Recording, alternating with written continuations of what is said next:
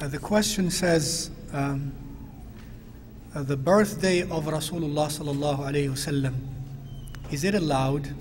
He means celebrating the birthday of Rasulullah sallallahu alayhi wasallam. Is it allowed or is it something good?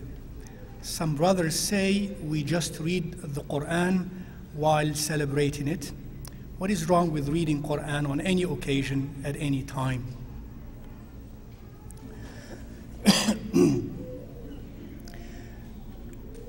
What I said a few moments ago as I was trying to communicate to you what bid'ah is and the definition of bid'ah, and that bid'ah is always within the Muslim ummah. Again, we're talking about within the Muslim ummah, that bid'ah which does not lead to kufr.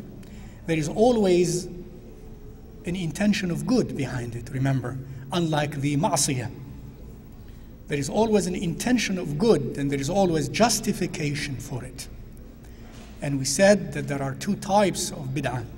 For example, in one classification, bid'atun haqiqiyah wa bid'atun idafiyah. Al-bid'atul haqiqiyah is that bid'ah which has no support, no argument to support it in general, ijmalan, min al-kitabi aw min al-sunnah. Whereas al-bid'ah al-idafiyah, the idafi bid'ah or the relative bid'ah, has support for it in the Quran or in the Sunnah, in general terms, but not in the specifics. That's why, of course, reading the Quran on any day is good. Performing dhikr of Allah Azza wa Jal at any time is good. Being in dua of Allah Azza wa Jal at any time is good. But then to specify a day and to make that day special in terms of the reward that I'm going to be bestowed on that day, that is what makes it a bid'ah in this case. Why?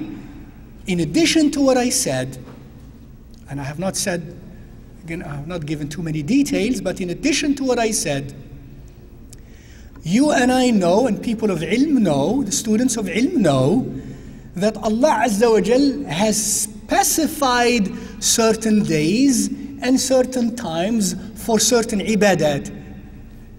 Hasn't He? Indeed. And since of the days of the week and of the days of the year and of the times of the year that He created, He in His knowledge decided that this day and this hour and that hour, during them we should emphasize ibadah.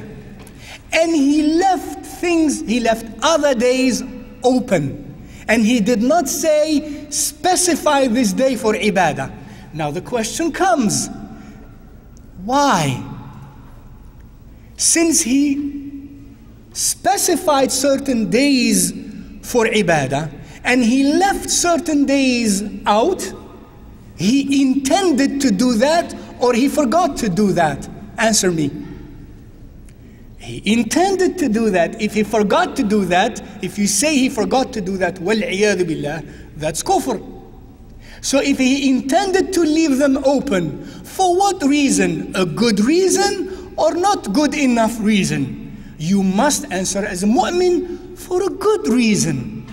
Then the next question, what reason do I have, since the reason for not having specified that day, any day, other than the days that He specified as special, since He had a good reason, will I ever have a reason that is good like that of Allah or better? The answer must be no. Therefore, He intended to leave it open by the very fact that He specified certain days to be special. Number one. Number two, did Rasulullah sallallahu alayhi wasallam do that? No. Did the Sahaba do that? No. Did they have the same reason that would motivate me or you later to do that? Did they or not? What is the reason that would motivate you and me, let's say, to celebrate the birthday of our Rasul sallallahu alayhi wa alihi wa sahbihi wa sallam? What is it? Na'am? Ibadah, the love for Rasulullah sallallahu alayhi wa sallam, the reward from Jannah, nearness to Allah Azza wa Jal. Did that reason exist in that time or did it not exist? Did it exist to the same extent as it exists now or even more? Or did it not? The answer is yes, it did exist. In addition to that, Rasulullah sallallahu alayhi wa sallam said, I was born on Monday, when he fasted Mondays and Thursdays, right? And he said, I fast Mondays and Thursdays, and of the reasons, not the only reason, of the reasons he gave is that it's a day during which I was born. Every Monday he fasts, sallallahu alayhi wa sallam, to thank Allah Azza wa Jal for the gift of life. Did he, however, since the reason exists for celebrating, quote unquote, in the way he did, why did he not appoint his birthday of the 12th of Rabi' al-Awwal every year on that day to fast? Did he have a reason or did he not? Did Allah know or did he not? In addition to that, it is well established, and Al-Imam al-Suyuti, for example, rahimahullah ta'ala, in Al-Hawi, Kitabu Al-Hawi, in his Kitab Al-Hawi, though Al-Imam al-Suyuti says, rahimahullah ta'ala, you may celebrate the birthday of Rasulullah sallallahu alayhi wa sallam under certain conditions. And those conditions are so stringent that the way the birthday of Rasulullah sallallahu alayhi wa sallam has been practiced, those conditions are not met.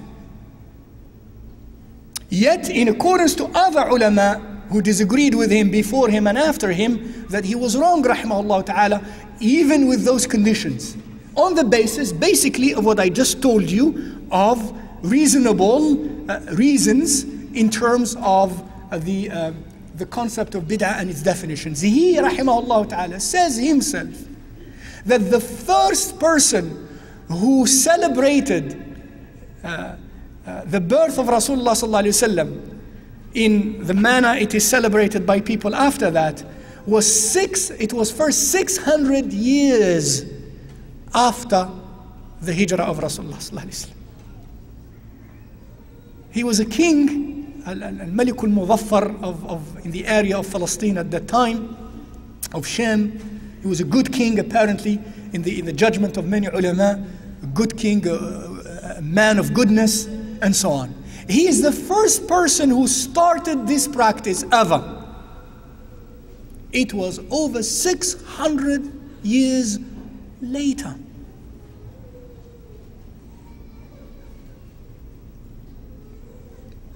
Definitely, the best way is the way of Rasulullah sallallahu alaihi wasallam. Yet one is tempted, of course, because you love Allah, you love Rasulullah sallallahu alaihi wasallam. You're tempted to do that because our nafs is tempted to do like others do, and to invent things and to try new horizons and new things. We like new things. And even you're tempted to be with people who do that and to sit with people who do that, and you're tempted to do that. But that's your test and mine as a mu'min. If this text about ibtida' didn't exist, then we would be doing that gladly. But our deen had those texts.